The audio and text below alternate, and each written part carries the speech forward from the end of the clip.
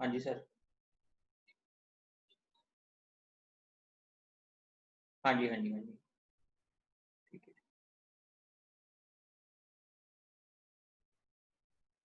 So let us wait for 2 more minutes to let everybody join.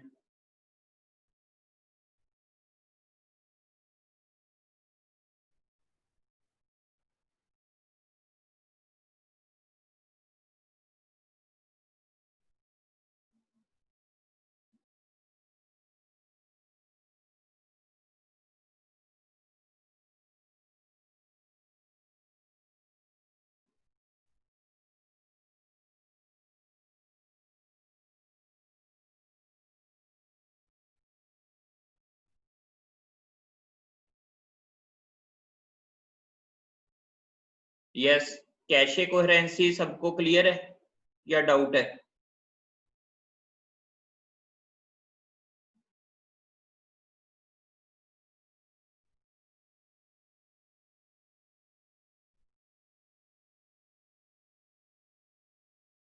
So I am assuming के सबको clear है cache coherency.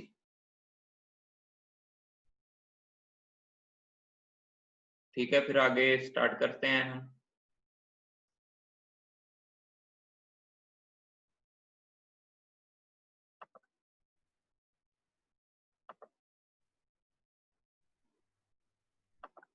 Cache coherency होता क्या है कि आपके हर प्रोसेसर के पास, अगर आपके पास मल्टीपल प्रोसेसर्स हैं या डुअल कोर या मल्टीपल कोर्स हैं सिस्टम में, तो क्या है, हर एक कोर के पास अपनी लोकल कैशे भी होती है। अब कोई शेयर्ड वेरिएबल है जो डिस्क में पड़ा है, उसकी अगर वैल्यू दोनों कैशेस में यूज हो रही है और अपडेट कर रहे हो, तो क्या होगा, एक कैशे में जो एक प्रोसेसर के पास में भी गलत वैल्यू चली जाए। कैसे? लेट अस सपोज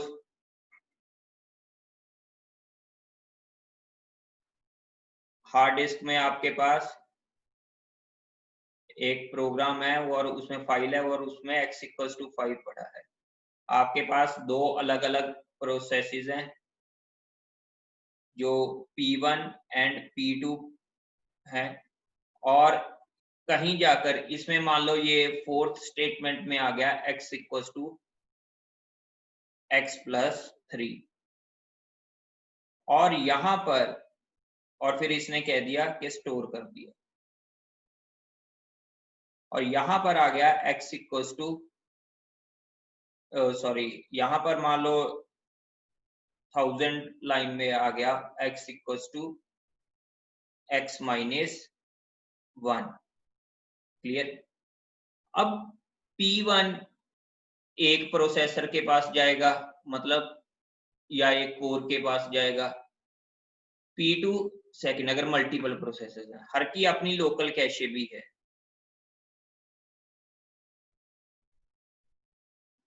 अब इसने P1 प्रोसेस को एग्जीक्यूट किया और इसकी वैल्यू क्या रख दी उसने, x=x+3।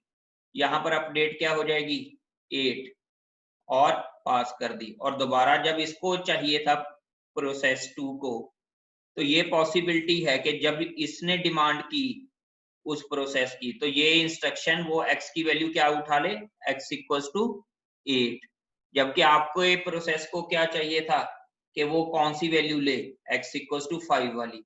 तो इस तरह की प्रॉब्लम आ सकती है, क्योंकि यहाँ पर 1000 लाइन थी x=x-1, तो यहाँ पर ये x की वैल्यू कितनी स्टोर कर देगा, 7, लेकिन एक्चुअल में कितनी चाहिए थी, 6, सॉरी 4। तो ये प्रॉब्लम हो सकती है ना, क्योंकि आपका एक ही शेयर्ड वेरिएबल दो प्रोसेसेस यूज कर रहे थे और अलग अलग प्रोसेसर्स पर वो एग्जीक्यूट कर रहे थे, तो ये पॉसिबिलिटी है। तो इस तरह से ये प्रॉब्लम हो सकती है। क्लियर? सो अब नेक्स्ट करते हैं, हमारे पास है कंप्यूटिंग इन्वायरमेंट्स। ये कंप्यूटिंग इन्वायरमेंट्स क्या है बेसिकली?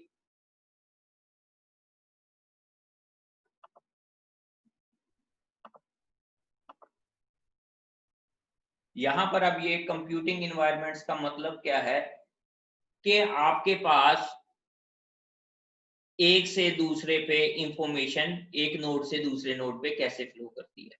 एक तो होता है आपका क्लाइंट सर्वर, क्लियर। तो एक नेटवर्क से ये सारे कनेक्टेड हैं और एक सर्वर है। तो क्लाइंट क्या करेगा, सर्वर को रिक्वेस्ट भेजेगा और सर्वर उसकी रिक्वेस्ट को मानेगा। मल्टीपल, एक क्लाइंट, एक सर्वर के मल्टीपल क्लाइंट्स हो सकते हैं। जैसे आपका बैंकिंग का सॉफ्टवेयर होता है, एक सर्वर होता है, बाकी बैंक्स में उनके क्लाइंट्स पड़े हैं, तो वो डेबिट एंड क्रेडिट आपको इंफॉर्मेशन करते हैं, ठीक है। लेकिन एक अप्रोच और होती है जिसमें कोई सर्वर की तरह या कोई क्लाइंट की तरह कोई भी रोल अपना देख सकता है, वो अप्रोच होती है पीयर टू पीयर नेटवर्क्स। इसमें कोई मास्टर नहीं है, सभी देखो क्लाइंट से क्लाइंट आपकी कम्युनिकेशन हो रही है पीयर टू पीयर। एक बार बस क्लाइंट को नेटवर्क में रजिस्टर्ड होना है, उसके बाद कोई भी किसी को कैसी मर्जी इंफॉर्मेशन भेज सकता है विदाउट एनी रेस्ट्रिक्शन। तो इस तरह का मॉडल क्या होता है आपका पीयर टू पीयर नेटवर्क्स। ये इस बार सिलेबस में नहीं है तो इसको हम इतनी डिटेल में नहीं करेंगे। तो जस्ट आपको बताना था कि क्लाइंट सर्वर क्या होता है और पीयर टू पीयर नेटवर्क्स क्या होते हैं, क्लियर। नेक्स्ट ये देखो, मैं इसको डायग्राम को थोड़ा सा एक्सप्लेन करूंगा अगेन, दिस टाइम ये सिलेबस में नहीं है। तो इसमें क्या है, आपके पास ये वर्चुअल मशीन के लिए है।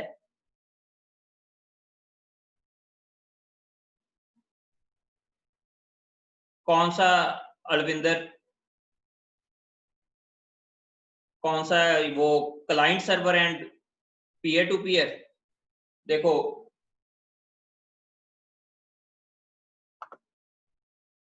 अगर मैं आपको वैसे ही अगर बोलूं कि पीयर टू पीयर नेटवर्क्स क्या है,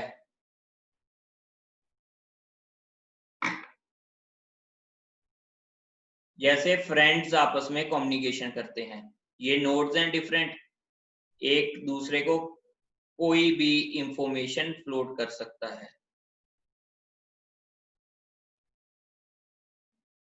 कोई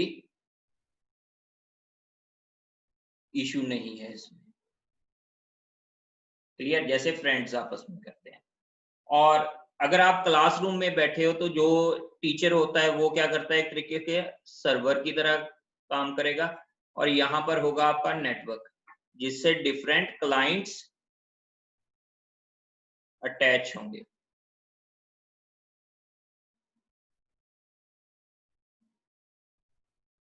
तो जो भी इंफॉर्मेशन होगी वो सर्वर क्लाइंट सर्वर को रिक्वेस्ट करेगा, सर्वर उसको आगे प्रोसेस करेगा। यहां पर अगर आप कह सकते हो कोई भी नोड किसी भी टाइम क्लाइंट भी बन सकती है, किसी भी टाइम सर्वर की तरह भी एक्ट कर सकती है, लेकिन यहाँ पर एक पर्टिकुलर सर्वर होगा जिसको क्लाइंट रिक्वेस्ट करेंगे तभी वो सर्व करेंगे, क्लियर। चलो आप इसका, मैं आपको बता रहा हूँ, नेक्स्ट लेक्चर में हम इसको डिस्कस भी कर लेंगे, लेकिन आपने घर से क्या देख कर आना है, इनके एडवांटेजेस डिसएडवांटेजेस, इस अप्रोच के आपने पढ़ के आने हैं कि क्लाइंट के क्या है, तो सॉरी क्लाइंट सर्वर मॉडल के एडवांटेजेस क्या हैं, डिसएडवांटेजेस क्या हैं, और पीयर टू पीयर नेटवर्क के क्या एडवांटेजेस हैं और क्या डिसएडवांटेजेस, ठीक है।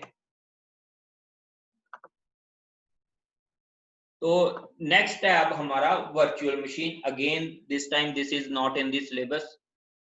और इसमें क्या है कि आपके पास क्या होगा, यहाँ पे हार्डवेयर है, ये क्या है, वर्चुअल मशीन मैनेजर। आपकी यूजर प्रोग्राम की तरह मल्टीपल वर्चुअल मशीन्स अपने सिस्टम में इंस्टॉल कर सकते हो। हर वर्चुअल मशीन का अपना भी कर्नल होगा, क्लियर, हर वर्चुअल मशीन का अपना भी कर्नल होगा। तो बेसिकली यहाँ पे जो आपने लिखा हुआ है वर्चुअल मशीन मैनेजर, ये आपका कौन काम करता है, जो होस्ट ऑपरेटिंग सिस्टम है, जो होस्ट ऑपरेटिंग सिस्टम है। लेट अस सपोज आपके पास यहाँ पे विंडोज है और आपने वर्चुअल मशीन के ऊपर एक में लिनक्स कर लिया, मैक कर लिया और अगेन एक विंडोज कर लिया, ये पॉसिबिलिटी है ना, तो वो होगा। तो वर्चुअल मशीन में जो ज्यादातर प्रोसेसेस होंगे वो स्लो होंगे। क्यों होंगे स्लो? पहली बात कि उनको रैम और सीपीयू आप पूरा नहीं दे पाओगे, फुल यूटिलाइजेशन सीपीयू रैम की वो नहीं कर पाएंगे। सेकंड, आपका यहाँ पर अगर वर्चुअल मशीन है तो किस मोड में वो चलेगा? Virtual user mode, virtual kernel mode, ठीक है। तो ज्यादातर आपकी, क्योंकि सीपीयू और रैम उनको कम एलोकेट करते हो एक्चुअल सिस्टम की बजाय, तो वो प्रोसेसेस क्या होते हैं, वर्चुअल मशीन पर स्लोली रन करते हैं। एडवांटेज क्या है कि रिसर्च पर्पस के लिए आपको इतने सारे ऑपरेटिंग सिस्टम अपने सिस्टम पे इंस्टॉल नहीं करने पड़ते, आप वर्चुअल मशीन डाल देते हो, ठीक है। सेकंड एडवांटेज क्या है कि आप पूरी की पूरी वर्चुअल मशीन को पोर्टेबल है, आप एक सिस्टम से दूसरे सिस्टम में सीधा ऑपरेट कर सकते हो। क्लियर? हाँ जी, इसमें किसी को डाउट हो? इसमें किसी को डाउट हो तो ठीक है। ये आपका हो गया वर्चुअल मशीन। अब एक टॉपिक आपका और कई बार पूछ लिया जाता है, that is called types of operating system. Types of operating system में हमने जैसे मल्टी प्रोग्रामिंग, मल्टीटास्किंग या टाइम शेयरिंग या मल्टी प्रोसेसिंग कर लिए हैं। उसके अलावा कई बार पूछ लिया जाता है कि रियल टाइम ऑपरेटिंग सिस्टम्स क्या हैं, जिसमें टाइम बड़ा क्रूशियल फैक्टर है। कई ऑपरेटिंग सिस्टम्स, जैसे आपने ऑपरेटिंग सिस्टम बनाया हुआ है एयरपोर्ट ट्रैफिक के लिए, तो तब वहां पे टाइम बड़ा क्रूशियल है, तो इसलिए आपको वो किस टाइप का ऑपरेटिंग सिस्टम होगा? Real time operating system. Embedded operating system कौन से होंगे? जैसे आपकी घर की डिवाइसेस हैं, होम अप्लायंसेस हैं, जैसे एसी है, वॉशिंग मशीन है। देखो, ये इनके अंदर इलेक्ट्रॉनिक सर्किट्स हैं, लेकिन उनके अंदर ही, चिप के अंदर ही एक ऑपरेटिंग सिस्टम पहले से दिया हुआ है, ताकि आप उसको ऑपरेट करते हो, जो यूजर से इंटरेक्ट करता है और हार्डवेयर को इंफॉर्मेशन पहुंचाता है। क्लियर? तो ये आपका ऑल अबाउट चैप्टर 1 हुआ है अभी तक। यहां इसमें किसी को कोई डाउट हो, anything you want to ask, anything you want to ask, तो आप फिर चैप्टर 2 स्टार्ट करें।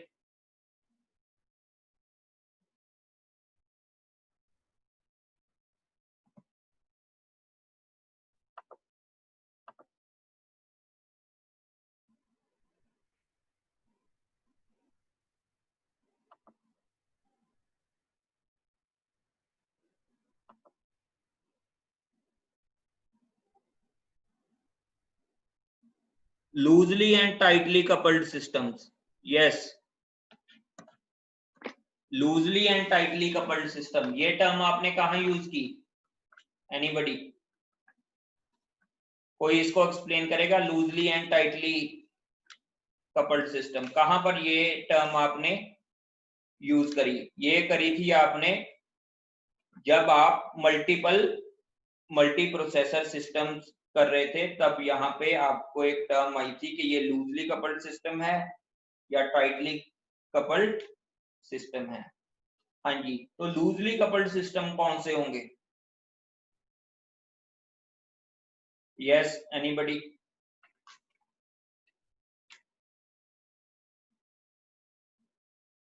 यस, लूजली कपल्ड का मतलब क्या है? यस, टाइटली कपल्ड सिस्टम का मतलब क्या है कि शेयर्ड मेमोरी। कौन सी शेयर्ड मेमोरी? जो रैम की बात की जाती है। अगर उनमें, क्योंकि वो टाइटली कपल्ड सिस्टम है, तो उसमें रैम शेयर्ड है, तो मतलब वो सिस्टम दो कोर्स हैं आपके प्रोसेसर की, रैम शेयर कर रही हैं, तो वो आपस में ज्यादा टाइटली कपल्ड है, मतलब ज्यादा अच्छे से अटैच्ड है। लूजली कपल्ड मींस जो ज्यादा अच्छे से अटैच्ड ना हो। जैसे आपके जो क्लस्टर्ड सिस्टम्स हैं वो क्या हैं? Loosely coupled system. क्यों? उसमें ऑन अ नेटवर्क होता है। कैसे? जैसे शेयर्ड एरिया नेटवर्क में वो डिस्क आपकी उसमें अटैच हुई है, वहां तो पूरे का पूरा सिस्टम अटैच हुआ है क्लस्टर्ड में, तो वो क्या है? Loosely coupled. लेकिन टाइटली कपल्ड में क्या है? आपके मल्टीपल प्रोसेसर्स, या फिर उससे भी ज्यादा टाइटली कपल्ड क्या है? जो आपकी मल्टी कोर है। कोर्स क्या है? एक ही चिप पे अटैच्ड हैं, मतलब एक ही यूनिट पे दो चिप्स अटैच्ड हैं, तो वो क्या हो गया आपका? Tightly coupled. Clear? Any more doubt?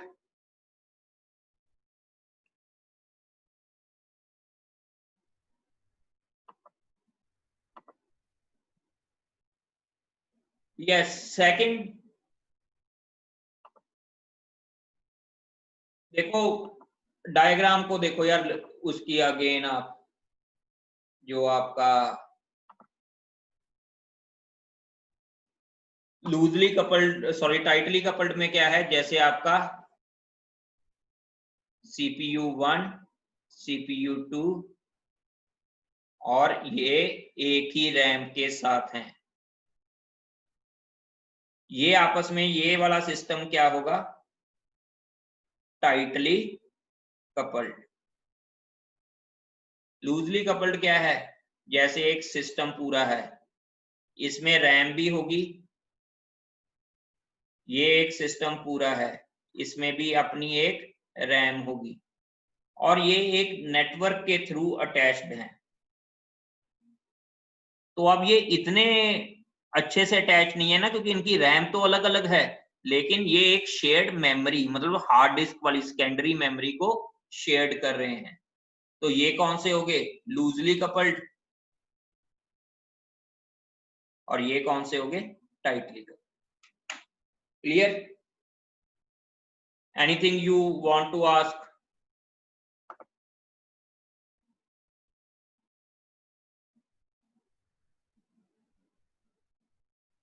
तो अब देखो, जो चैप्टर 2 है, इसके भी कुछ पोर्शंस हमने किए हैं और कुछ अभी हम करेंगे। इसमें जो सबसे इंपॉर्टेंट है, जो एग्जामिनेशन पॉइंट ऑफ व्यू से आपसे पूछा जाता है, समझ नहीं आया दोबारा देख लो इसको। देखो, अगर मैं बोलूं कि टाइटली कपल्ड, उसकी टर्म को थोड़ा सा एनालाइज करो कि टाइटली कपल्ड भी ज्यादा अच्छे से जुड़े हुए हैं। कौन से ज्यादा अच्छे से जुड़े होंगे? Multi processor systems. क्यों? क्योंकि उसमें क्या है? दो प्रोसेसर आपके एक ही कंप्यूटर के अंदर हैं। क्लियर? तो वो अच्छे से जुड़े हुए हैं, ज्यादा अच्छे से, मतलब टाइटली कपल्ड है। लूजली कपल्ड का मतलब क्या है? दो सिस्टम आपके अलग अलग हैं, वो इंटरनेट के थ्रू जुड़े हुए हैं, तो वो कौन से होंगे? Loosely coupled.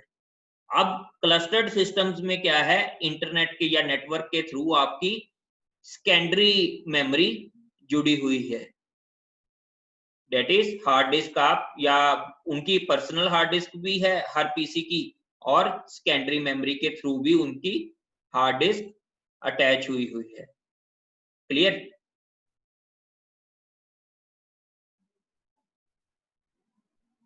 सो नेक्स्ट है, अभी देखो ये जो चैप्टर 2 है, इसमें आपके पास ऑपरेटिंग सिस्टम की सर्विसेज सभी को मालूम है कि आगे भी हम करेंगे इसमें, कि कौन कौन सी होती है। कि एक मेन है कि रिसोर्स एलोकेटर है, ठीक है, कंट्रोल करता है, कंट्रोल मैनेजर है। अब यहाँ पे डिफरेंट इसकी सर्विसेज हो सकती हैं। पहली बात, इंटरफेस प्रोवाइड करना, फिर प्रोसेस को देखना, मेमोरी मैनेज करना, ठीक है, and different more things, disk को अरेंज करना, इनपुट आउटपुट देखना, ये सारी इसकी सर्विसेज हैं। Clear? User operating system interface, ये दो तरह का होता है, आपकी कमांड लाइन या ग्राफिकल यूजर इंटरफेस। नेक्स्ट है सिस्टम कॉल्स। हाँ जी, सिस्टम कॉल क्या होती है आपकी? सिस्टम कॉल, अगर क्या है, ऑपरेटिंग सिस्टम ने कर्नल से कोई भी सर्विस लेनी है, तो वो सॉरी यूजर प्रोग्राम ने कर्नल से कोई भी सर्विस लेनी है वो थ्रू और थ्रू ओनली सिस्टम कॉल ही ले पाएगा। ठीक है, अब टाइप्स ऑफ सिस्टम कॉल क्या है? अब देखो कोई भी सर्विस लेनी है तो सिस्टम कॉल जनरेट करनी पड़ेगी, तो बहुत सारी सिस्टम कॉल होंगी, हर चीज के लिए सिस्टम कॉल होंगी। तो हम इसमें यहां पर इसके साथ ही हम फॉक सिस्टम कॉल करेंगे। ठीक है, इसको डिटेल में यहां पे कर लेंगे। नेक्स्ट है सिस्टम प्रोग्राम्स। ये operating system design and implementation, ये कोई खास नहीं है, ये तो सिलेबस में नहीं है, ये हमने कर चुके, और ये थ्योरेटिकल क्वेश्चंस में काफी इंपॉर्टेंट है। अगर आपका थ्योरेटिकल क्वेश्चन है ऑपरेटिंग सिस्टम स्ट्रक्चर, इसको जनरली हम टाइप्स ऑफ कर्नल में बोलते हैं कि ऑपरेटिंग सिस्टम किस टाइप का होगा, तो ये अभी हम करेंगे। अगले लेक्चर तक ये पूरा हो जाना चाहिए, या तो इस सैटरडे आपकी एक्स्ट्रा क्लास होगी या अगले सैटरडे। ठीक है, तो उसमें हम फॉक के प्रोग्राम्स और न्यूमेरिकल्स करेंगे। तो बाकी अभी थोड़ा सा थ्योरेटिकल है, तो मे बी इसको ऐसे ही सुनना पड़े, लेकिन ज्यादा टाइम नहीं इसके ऊपर लगाएंगे क्योंकि थ्योरी सुन के थोड़ा सा बोरिंग हो जाता है। ये वाला हम सिस्टम बूट कर चुके। देखो यूजर इंटरफेस आप सभी को मालूम है, एक कमांड लाइन इंटरफेस होता है, एक ग्राफिकल यूजर इंटरफेस होता है। ये मैंने पहले भी जब पहले कुछ लेक्चर्स में आपको दिखाया भी था, जैसे आप कमांड प्रॉम्प्ट से करते हो तो वो क्या है, कमांड लाइन इंटरप्रेटर। अगर ग्राफिकल यूजर इंटरफेस है तो आपका GUI बेस आप करते हो। ठीक है, ये उसकी सर्विसेज है, इसको जस्ट गो थ्रू होना। File system manipulation. अब फाइल सिस्टम का क्या मतलब है? हर ऑपरेटिंग सिस्टम का एक फाइल सिस्टम होगा। आप पेन ड्राइव को फॉर्मेट करते हो, वो पूछता है कि फैट से करनी है या NTFS से। ठीक है, तो फैट की फुल फॉर्म क्या है? File allocation table. NTFS की न्यू टेक्नोलॉजी फाइल सिस्टम। तो वो डिफरेंट फाइल सिस्टम्स हैं जो एक ऑपरेटिंग सिस्टम सपोर्ट करता है। ठीक है, अब ये इसकी आपको एग्जांपल क्या दूं कि आपके पास फाइल सिस्टम होते हैं ऑपरेटिंग सिस्टम में। लेट अस सपोज ये मेरे पास फोल्डर है, यहां तो इसका सेम है साइज।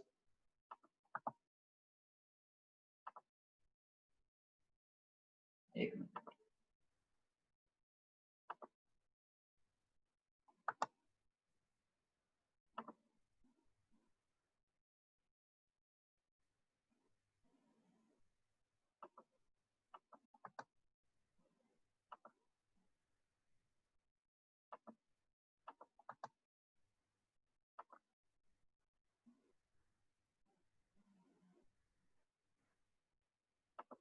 आप कभी यहां पर जाकर विंडो फोल्डर में प्रॉपर्टीज देखना।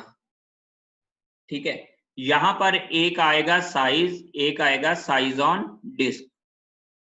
अब जब भी ये एग्जीक्यूशन इसकी कंप्लीट हो जाएगी, या डिफरेंट फोल्डर्स में भी कई बार होता है कि जरूरी नहीं इसी फोल्डर में, कि ये जो साइज ऑन डिस्क है ये हमेशा ज्यादा होगा साइज से। ऐसा क्यों? क्योंकि उसके फाइल एलोकेशन टेबल ने उतने ब्लॉक्स उस फाइल के लिए रख दिए, ब्लॉक कर दिए। तो वो कौन कर रहा है? आपका फाइल एलोकेशन टेबल। ये अभी कहोगे कि आप यहाँ पर तो कम शो हो रहा है, लेकिन ये अभी के लिए, जब ये पूरा हो जाएगा तो क्या होगा, size on disk will be more than actual size of file. तो ऐसा क्यों हुआ? क्योंकि उसका फाइल सिस्टम ऐसा कर रहा था, इस ऑपरेटिंग सिस्टम का, विंडोज का फाइल सिस्टम ऐसा कर रहा था। क्लियर? किसी को डाउट? मैं एक एग्जांपल कोई छोटी देखना चाहता था जिसमें ये हो। ये देखो साइज कितना है, 94.2 किलोबाइट, लेकिन साइज ऑन डिस्क कितना है 100 किलोबाइट। ऐसा क्यों? क्योंकि विंडोज के फाइल सिस्टम ने उतने ब्लॉक्स उसके लिए एक फोल्डर के लिए ऑक्यूपाई किए हुए हैं कि कम से कम इतने बाइट्स पर ब्लॉक वो लेगा ही लेगा, ठीक है। तो इसके लिए 100 किलोबाइट्स है, लेकिन एक्चुअल साइज कितना है इस फोल्डर का 94.2 किलोबाइट। तो ये कौन मैनेज करता है ऑपरेटिंग सिस्टम के लिए? File system. तो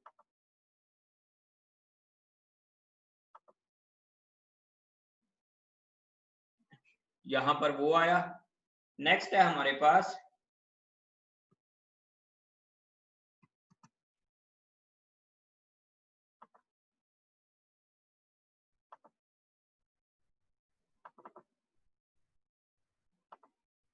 वेट अ मिनट,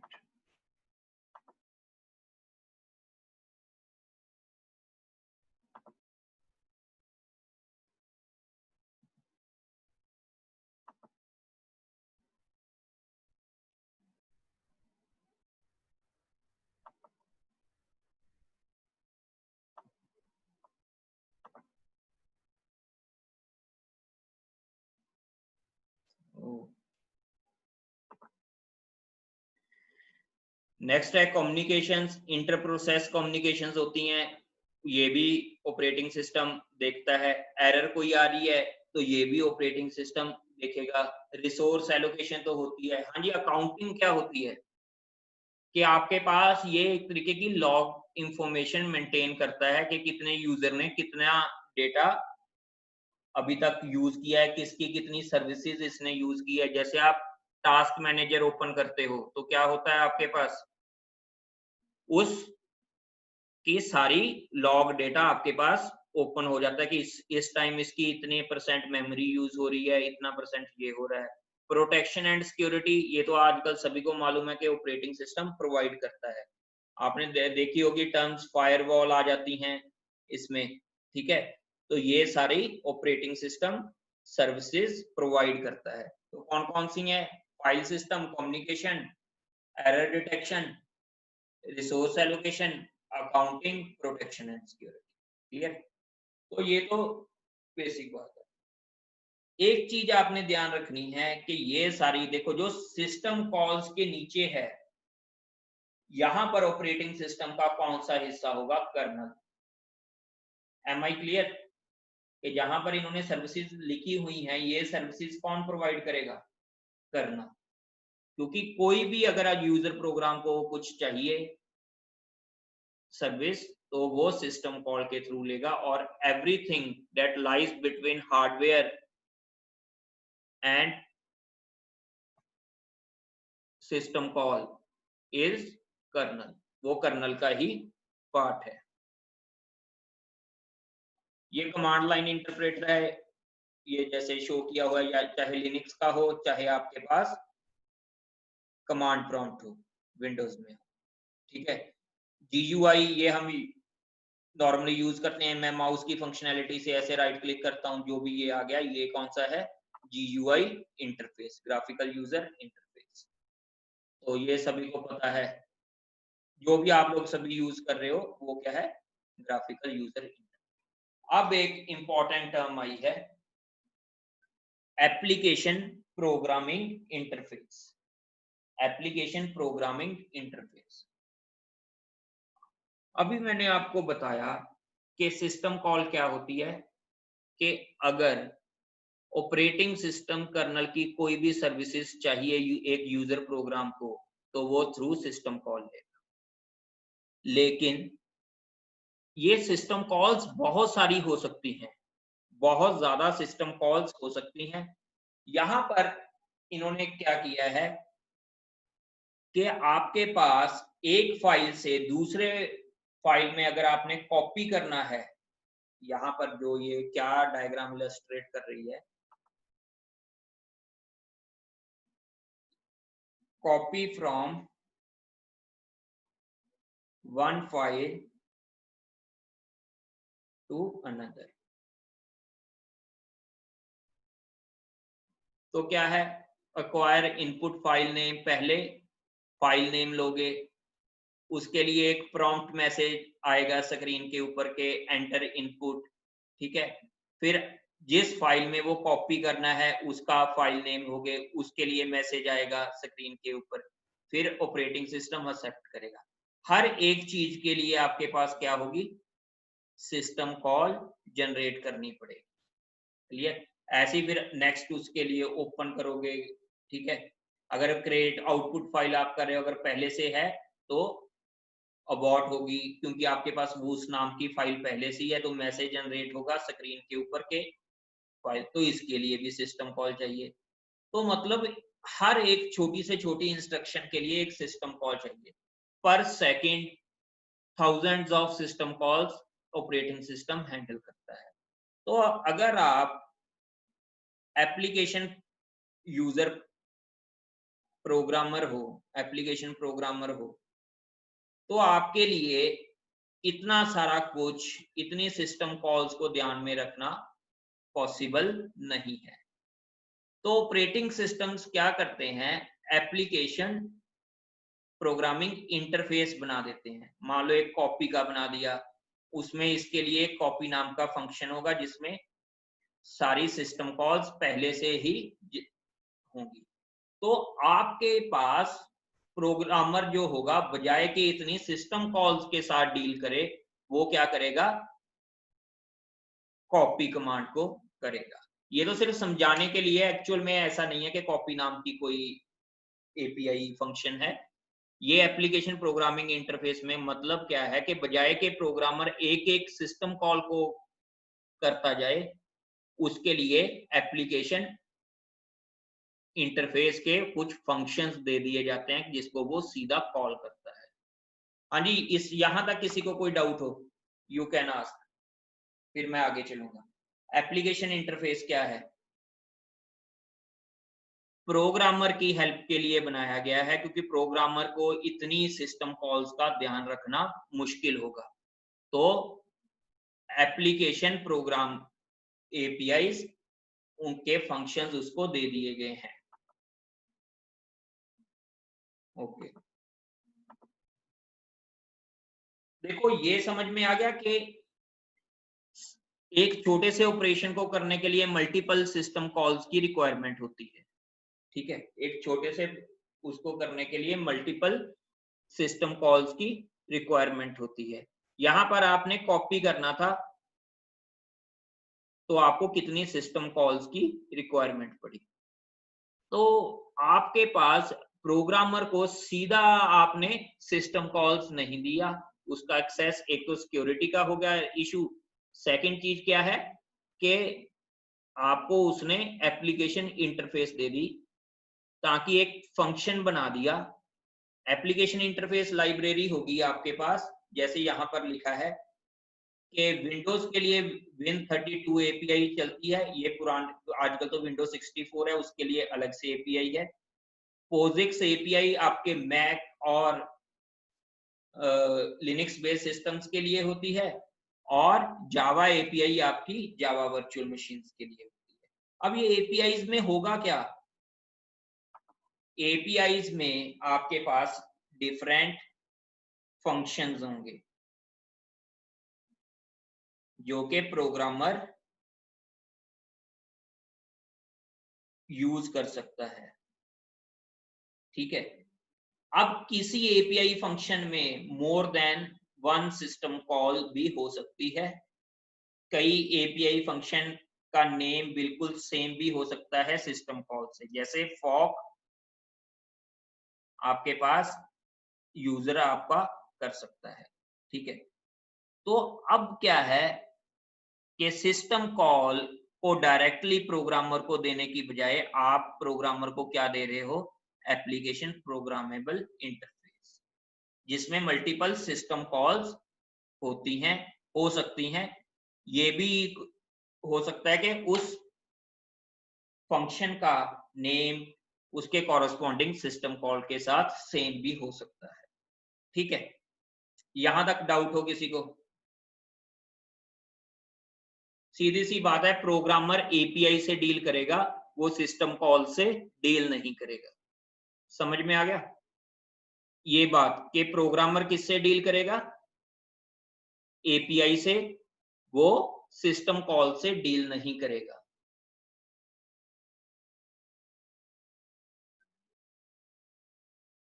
दोबारा सुनो, प्रोग्रामर किससे डील करेगा, एपीआई से। क्यों डील करेगा एपीआई से, क्योंकि पहली बात कि एपीआई में मल्टीपल, यस, सिस्टम रिसोर्सेज मत बोलो, कर्नल सर्विसेज बोलो। देखो, अगर कर्नल की, मैंने सबसे पहले बात बताई है कि अगर कर्नल की कोई भी सर्विस चाहिए तो आप सिस्टम कॉल जनरेट करते, ठीक है। अब एपीआई भी system call is a type of interrupt, मतलब आपका सॉफ्टवेयर इंटरप्ट को आप सिस्टम कॉल जनरेट करती है, ठीक है। अगर कर्नल की कोई भी सर्विस चाहिए तो वो सिस्टम कॉल देगी। कर्नल की कोई भी सर्विस चाहिए वो सिस्टम कॉल के थ्रू ही जाएगा। तो सिस्टम कॉल क्या करेगा, सॉफ्टवेयर इंटरप्ट जनरेट करेगा। क्लियर? तो बेसिकली तो इंटरप्ट ही है। तो ये जो किसी ने पूछा था कि एपीआई क्या करती है, बिल्कुल वैसी जैसे आप बोलते हो कि कर्नल की सर्विसेज की रिक्वायरमेंट के लिए आपके पास एक फंक्शन है, लेकिन मैंने तो बोला है कि वो सिस्टम कॉल काम करती है उसके लिए। तो एपीआई क्या है, एपीआई एक सिंपलर प्रोग्राम है जो यूजर को दिया गया है इंटरफेसिंग के लिए। अब बात सुनो, यहाँ पर एक मैं थोड़ा सा आपको इसकी डायग्राम से करा देता हूँ।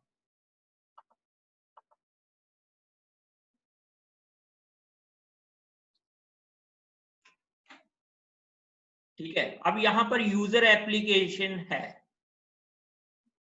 यहां पर जो इसने ओपन किया ये क्या है, आपका एपीआई।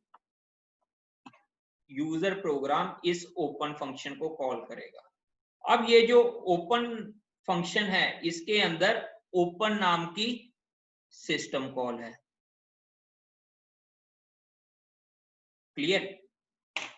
अब अगर इस डायग्राम को मैं ऐसे बना दूं, मान लो कोई किसी ने ऑपरेटिंग सिस्टम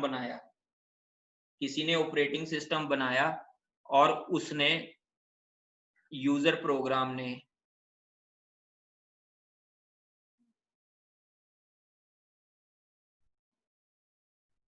कॉपी नाम का फंक्शन चला दिया, कॉपी file1, file2, उसके दो पैरामीटर्स थे।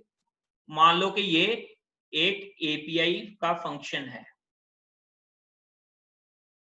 एक्चुअल में देखो ये फंक्शन नहीं होगा, लेकिन मैं वैसे अज्यूम करके आपको बता रहा हूं। यहां तक क्या था आपका यूजर मोड। यहां पर जो भी आपकी लाइब्रेरी है उसकी एपीआई लाइब्रेरी है, मान लो पोजिक्स है, जावा वर्चुअल मशीन है, कोई भी है, उसने इस कॉपी फंक्शन के बाद जो आपके पास मल्टीपल सिस्टम कॉल्स जनरेट हुई थी वो इस कॉपी फंक्शन से उठा ली। इस कॉपी फंक्शन की एपीआई में क्या पड़ा था, read file, open file, transfer file, मान लो ये सारी क्या है, सिस्टम कॉल्स हैं। फिर रीड सेकंड फाइल। तो आपने यूजर प्रोग्रामर को क्या दे दिया कि एक कॉपी नाम का फंक्शन, लेकिन एक्चुअल में वो क्या कर रहा है, इतनी सारी सिस्टम कॉल्स इस फंक्शन के थ्रू कॉल कर रहा है। क्लियर? क्लियर है भाई? अब इस डायग्राम को आपको समझने में आसानी होगी। दोबारा देखो, इस यूजर एप्लीकेशन के पास जो प्रोग्रामर था उसके पास ओपन नाम की यहाँ पर क्या है, एपीआई का फंक्शन है। उस एपीआई फंक्शन के अंदर ओपन नाम की ही सिस्टम कॉल पड़ी थी जिसने ओपन सिस्टम कॉल को चलाया। कर्नल की सर्विस तो आप सिस्टम कॉल्स ही लोगे, लेकिन यूजर प्रोग्राम के लिए वो सिस्टम कॉल कौन कॉल कर रहा है, एपीआई। तो फिर एपीआई का एडवांटेज क्या है, पहली बात कि आपको मल्टीपल सिस्टम कॉल्स राइट करने की रिक्वायरमेंट नहीं, एक फंक्शन के थ्रू ही हो सकता है। सेकंड कि मान लो अलग अलग आपके पास सिस्टम्स हैं, उसमें भी आपके अगर कॉमन एपीआई है, एक कॉमन एपीआई बनाकर आप मल्टीपल ऑपरेटिंग सिस्टम के साथ पोर्ट कर सकते हो। लेकिन एक्चुअल में इसमें बाद में पता चला कि डिफिकल्टी काफी आती है। लेकिन एपीआई का कॉन्सेप्ट क्लियर है? हाँ जी, अगर डाउट है तो फिर से पूछो। फिर मैं एक बात इंपॉर्टेंट बात बोल रहा हूं कि एपीआई सीधे के सीधा प्रोग्रामर एक्सेस करता है। किसका? ऑपरेटिंग सिस्टम प्रोग्रामर का, जो यूजर एप्लीकेशन बना रहा है। आप एंड्रॉयड की ऐप बना रहे हो, ठीक है, आप एंड्रॉयड स्टूडियो में एक उसकी एपीआई का फंक्शन सीधा कॉल कर लेते हो, बजाय कि आपको सिस्टम कॉल से लेना देना हो। प्रोग्रामर को सिस्टम कॉल का कुछ नहीं पता, उसने तो जो भी ऑपरेटिंग सिस्टम ने एपीआई दिए हुए हैं वो रखे। क्लियर है ये? हाँ जी, अगर डाउट है एपीआई और सिस्टम कॉल में पूछो।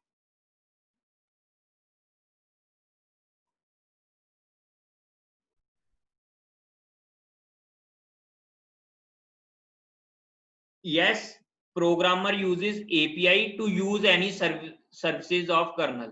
ये नहीं मैं बोलूंगा कि GUI ही करे, क्योंकि पहले की एप्लीकेशन ये जरूरी नहीं कि आप GUI बेस ही करो। GUI तो आपका इंटरफेस है ना।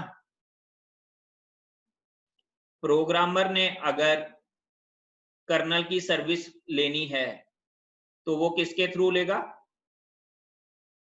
एपीआई को कॉल करेगा, वो एपीआई के फंक्शन को, और वो फंक्शन सिस्टम कॉल को कॉल करेगा। क्लियर?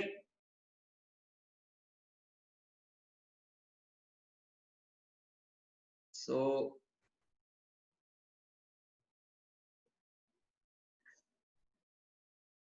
अब यहां पर लिखा हुआ है कि सिस्टम, देखो अब हमने एपीआई और सिस्टम कॉल को कर लिया डिस्कस।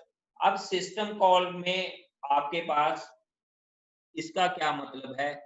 देखो सीपीयू के पास जो रजिस्टर्स हैं वो लिमिटेड हैं, ठीक है। ये तो आप सी लैंग्वेज में भी देखते हो कि अगर रजिस्टर नाम का वेरिएबल करते हो तो वो लिमिटेड है। अगर किसी सिस्टम कॉल को पैरामीटर्स की रिक्वायरमेंट है, अब देखो सिस्टम कॉल भी अंदर कैसे बनी हुई है, एक फंक्शन की तरह। उनको अगर पैरामीटर्स की रिक्वायरमेंट है, अगर वो पैरामीटर्स कम हैं तो वो रजिस्टर में स्टोर कर दिए जाते हैं। लेकिन अभी मैंने बताया कि एक ही टाइम पर आप पर second multiple system calls run होती हैं। तो वो रन कैसे होती हैं? आपके पास अगर वो रन होगी तो मतलब मल्टीपल फंक्शंस रन हो रहे हैं पर्टिकुलर टू सिस्टम कॉल, तो उनको अगर पैरामीटर्स की रिक्वायरमेंट है तो वो रजिस्टर में तो जाएंगे नहीं, क्योंकि नंबर ऑफ रजिस्टर्स कम है। तो वो क्या करेगा, एक टेबल बना लेगा और टेबल में पैरामीटर्स स्टोर करेगा। और रजिस्टर में क्या होगा, आपके पास उस टेबल का एड्रेस, के रैम में वो कहां पर पड़े हैं उसका एड्रेस कहां पर होगा, इस रजिस्टर में। हाँ जी, इस पॉइंट में किसी को डिफिकल्टी दोबारा सुन लो। अगर मान लो फॉक सिस्टम कॉल है या कोई और भी सिस्टम कॉल है, ये है क्या, एक फंक्शन। फंक्शन को क्या है, फंक्शन में आप क्या पास कर सकते हो, पैरामीटर्स, ये सभी को मालूम है। तो उन वो पैरामीटर्स स्टोर कहां पर होंगे, क्योंकि इसको तो क्विक एक्शन की रिक्वायरमेंट होगी, ठीक है। तो वो पैरामीटर्स जनरली रजिस्टर में स्टोर कर दिए जाते हैं। लेकिन अब रजिस्टर में स्टोर होते हैं और सिस्टम कॉल जैसी वो कॉल करता है तो हर सिस्टम कॉल के कॉरेस्पॉन्डिंग एक नंबर होगा, वो वहां से उठाता है और वो रजिस्टर में वो पैरामीटर होता है और यूज करता है। लेकिन अगर वो नंबर ऑफ रजिस्टर्स तो आपके लिमिटेड हैं और जो पैरामीटर्स हैं वो ज्यादा हैं, यूज हो रहे हैं, तो कैसे होगा? तो आपके पास पैरामीटर्स जो होंगे वो एक टेबल में स्टोर किए जाएंगे और रजिस्टर में क्या होगा, उस टेबल का एड्रेस। रजिस्टर में क्या होगा, उस टेबल का एड्रेस। हाँ जी, यहां तक किसी को डाउट हो? ये डायग्राम क्लियर है या नहीं?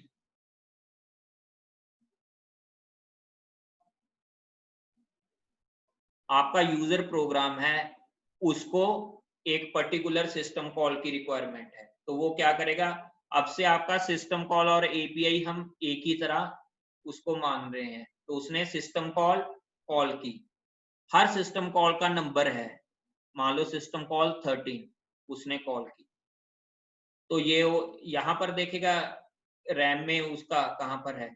अब उस सिस्टम कॉल के जो पैरामीटर्स हैं वो कहां पर स्टोर होंगे? बेस्ट वे है कि वो रजिस्टर में स्टोर कर दिए जाएं, लेकिन सीपीयू के रजिस्टर की काफी लिमिटेड मेमोरी होती है, तो अगर सीपीयू के रजिस्टर की काफी लिमिटेड मेमोरी है तो वो कहां पर स्टोर करता है? अगेन पैरामीटर्स को भी रैम में स्टोर करता है, लेकिन यहां पर उस टेबल का एड्रेस पास करता है। क्लियर है ये? Any doubt?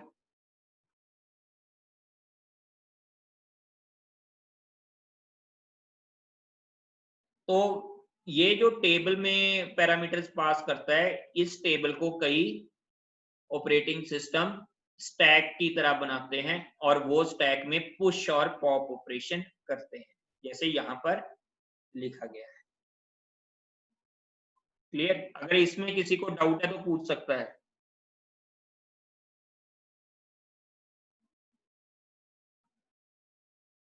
तो आई अज्यूम के नो डाउट्स।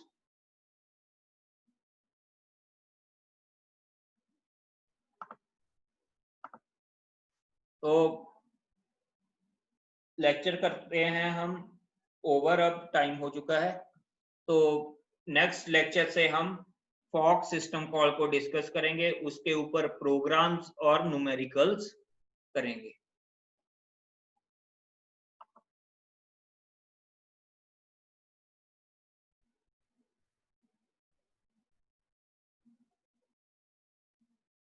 ये तो एक्स है कि पैरामीटर्स फॉर कॉल, एक्स क्या है, पैरामीटर्स क्या चाहिए उस सिस्टम कॉल के लिए।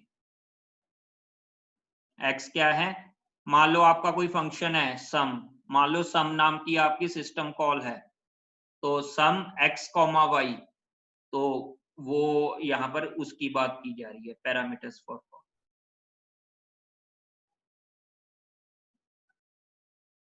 ये एक्स टेबल का एड्रेस है या पैरामीटर्स का? ये एक्स तो अब किसी का भी एड्रेस नहीं है ना, एक्स तो बेसिकली पैरामीटर्स हैं, एक्स पैरामीटर्स हैं। अगर रजिस्टर में आपके पास मेमोरी कम रह गई, मतलब नंबर ऑफ रजिस्टर्स कम रह गए, तब यहाँ पर इस रजिस्टर में एक्स, एक्स अगर कोई पैरामीटर है तो उस जो कॉरस्पॉन्डिंग उसके एक्स वाई जेड कितने भी पैरामीटर्स हैं आपके स्टोर्ड हैं टेबल में, तो उस रजिस्टर में उसका एड्रेस स्टोर किया जाएगा। ये मैं स्लाइड्स आपको भेज दूंगा।